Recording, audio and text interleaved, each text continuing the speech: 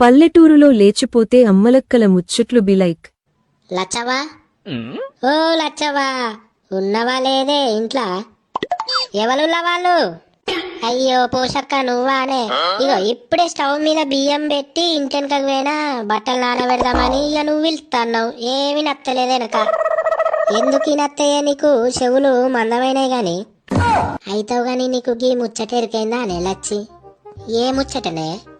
గా రచిత బిడ్డ లేదే పెద్ద పోరి, అదే నువ్వు తీసుకొని పోయిందటగా. అదే ఏందే పెద్ద పోరి అంటే గా బక్కది?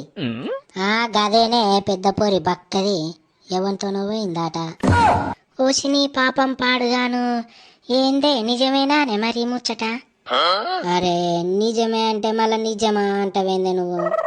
ఏంది చిత్రం పాడుగాను, నాకు తెలియపోయిన ఈ ముచ్చట. నిన్ననో మొన్న పొద్దుగాలను కనబడ్డట్టు కనబడ్డదే.